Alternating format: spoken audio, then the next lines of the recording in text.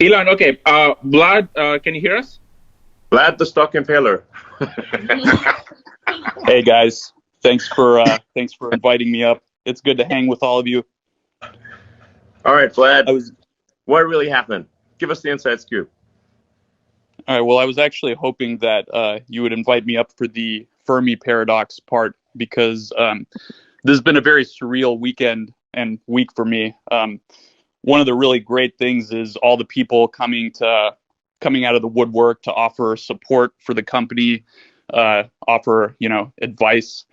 So I got introduced today, and actually I should say I just randomly downloaded Clubhouse a couple of days ago just to see what it was all about. So this is my first time literally using the app. But yeah, I got introduced to your friend Antonio, Elon, who had some good advice for me, and then introduced me to you. You had some great advice, and then I figured, I heard about this Clubhouse, and this has got to be part of the simulation. So I just thought, why not? So here I am. So I'm actually an adherent to the simulation hypothesis. All right, well, spill the beans, man. What happened last week? Why do you stop people? Why couldn't people buy the Gamestop shares? The people demand an answer, and they want to know the details and the truth. Yep. Okay, so let me start by giving a little bit of background. So I'm the chief executive of Robinhood. Robinhood's actually a Just go on. I'll go through this quickly. Don't worry. This is important. It's actually a couple of companies. So there's an introducing broker dealer called Robinhood Financial, and that basically is the app that you know and love. It processes trades. You're a customer of Robinhood Financial. Then there's a clearing broker dealer, Robinhood Securities, that clears and settles the trades. And then we have Robinhood Crypto, which is our crypto business. All of these are kind of different entities that are differently operated. So basically Wednesday of last week, we just had, unprecedented volume, unprecedented load on the system. A lot of these, so-called meme stocks were, going viral on social media, and people were joining Robinhood, and there was a lot of net buy activity on them, as you guys all know. And Robinhood at this time, I think, was number one on the iOS App Store, and pretty close, if not number one, on Google Play as well. So just unprecedented activity. And so Thursday morning, right?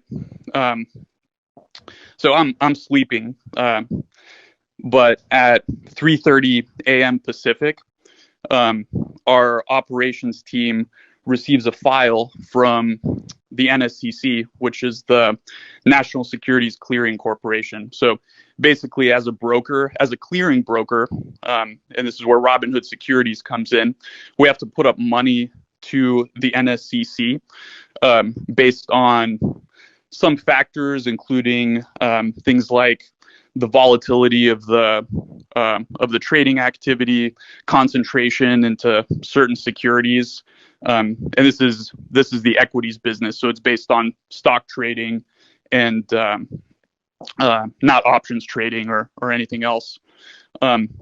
So they gave us a file with a deposit, and the request was around $3 billion.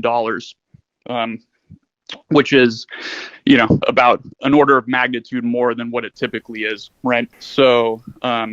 Why was that so high? Like, this seems like it sounds like this is an unprecedented increase in demand for capital. What formula did they use to calculate that? Well, yeah, and just to give context, Robinhood up until that point has raised, a little bit around $2 billion in total venture capital up until now. So it's a big number. Like $3 billion is a large number, right? So basically the details are, we don't have the full details. It's a little bit of an opaque formula, but there's a component called the VAR of it, which is value at risk, and that's based on kind of some fairly quantitative things, although it's not fully transparent. So there are ways to reverse engineer it, but it's not kind of publicly shared. And then there's a special component, which is discretionary. So that kind of acts as a multiplier, and basically discretionary meaning like it's just their opinion. Yeah, it's a little bit. I mean, I'm sure there's definitely more than just their opinion, but basically, well, I mean, I guess like it's based on growth. What everyone wants to know is like, did something maybe shady go down here? Like it's like, it seems weird that you'd get a sudden $10 billion demand. You know, $3 billion. 3 in the morning. Sorry, how much? Yeah, it was $3 billion US. $3 billion. Okay, $3 billion. Yeah, around. You know, just suddenly out of nowhere. And what percentage of that I wouldn't impute shadiness to it or anything like that. And actually, you know, the NSCC was reasonable subsequent to this, and you know, they worked with us to actually lower it. So it was unprecedented activity.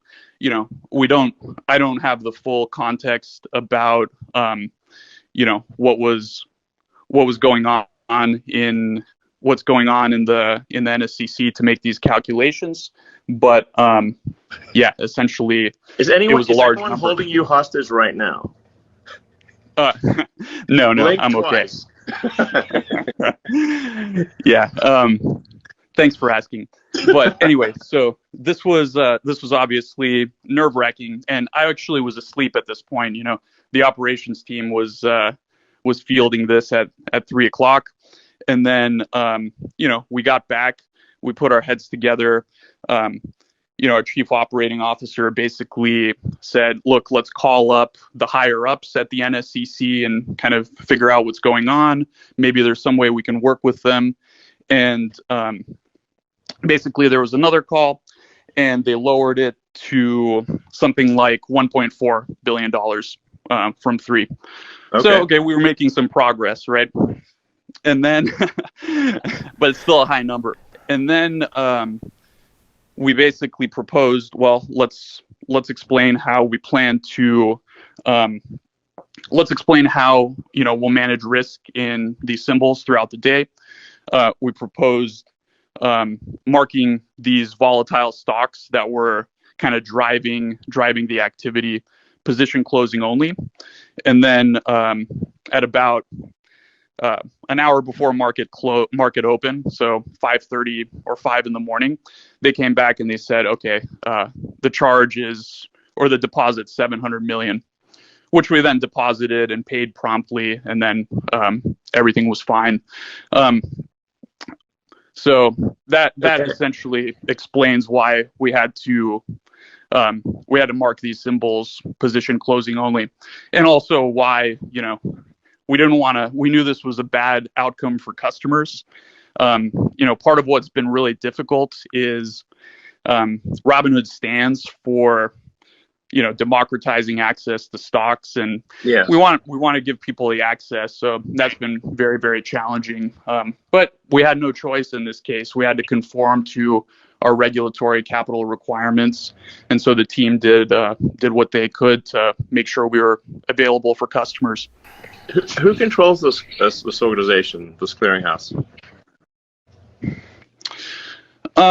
You know, it's a consortium. It's not quite a government agency. You know, I don't really know the details of all of that.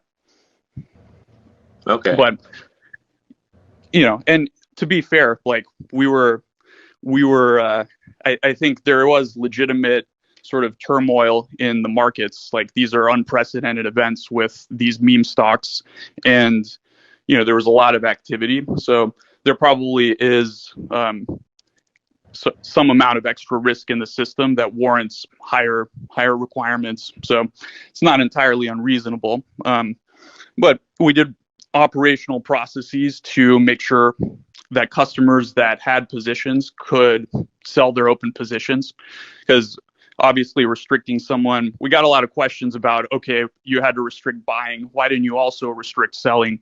And the fact of the matter is, Yeah. people get really pissed off if they're holding stock and they want to sell it and they can't, right? So I think that's categorically worse. So, and lots of other brokers, I think, were in the same situation.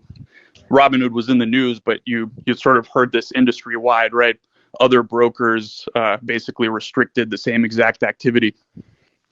All right, so it sounds like this organization, it calls you up and they basically have a gun to your head, either hand over this money or else.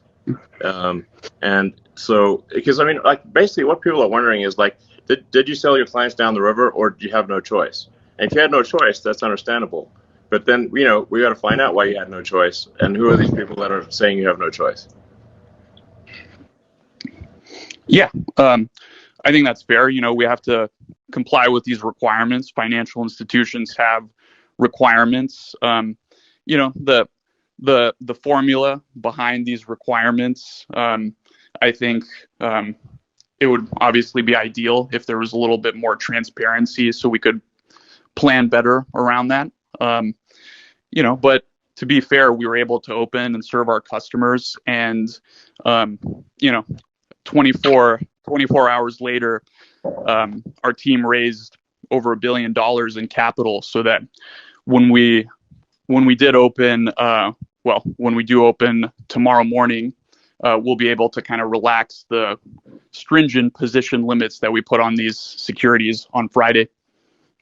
Will there be any limits? Well, I think there's always going to be some theoretical limit. Like, we don't have infinite capital, right? And on Friday there were limits. So there's always going to have to be some limit. I think the question is, will the limits be high enough to the point where, they won't impact, 99.9+% of customers. So, if someone were to deposit $100 billion and decide to trade in one stock like that, that wouldn't be possible, All right. Well, I guess people really just want to know, if you had no choice, then you had no choice. It's gun to the head situation. And, then that's understandable. But then whoever put that gun to your head should, be willing to answer to the public. Yeah, listen, and I know there's processes. This is unprecedented times, and to be fair to those guys, they've been reasonable. So we are. I think the one thing that is maybe not clear to people is Robinhood's a participant in the financial system, so we have to work with all of these counterparties. So we do get a lot of questions about, why do you work with market makers? Why do you work with clearing houses? Vertically integrating and getting, it's hard enough to build introducing a clearing broker dealer. Not too many people have done that, but the financial system that allows customers to trade shares is sort of a complex web of multiple parties, and it's hard to. I think everyone says, oh, it could be better, it could be improved. It's just the necessity of trading equities in the U.S. that you have to do all these things. I mean, to what degree are you beholden to Citadel? I mean, like basically, if Citadel's unhappy, then what happens? Yeah, so that there was a rumor that Citadel or other market makers kind of pressured us into doing this, and that's just false, right? Market makers execute our trades. They execute trades of every broker dealer. This was a clearinghouse.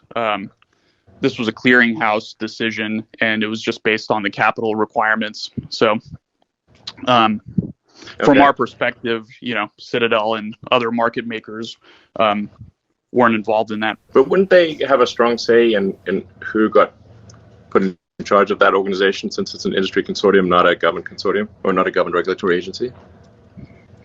I don't have any reason to believe that. I think that's just like, then you're getting into kind of the conspiracy theories a little bit. So I just have no reason to believe that that's the case, Okay. All right. Well, I guess so we'll see what happens with future actions. Hopefully that was insightful or at least a little bit entertaining. Are you not entertained?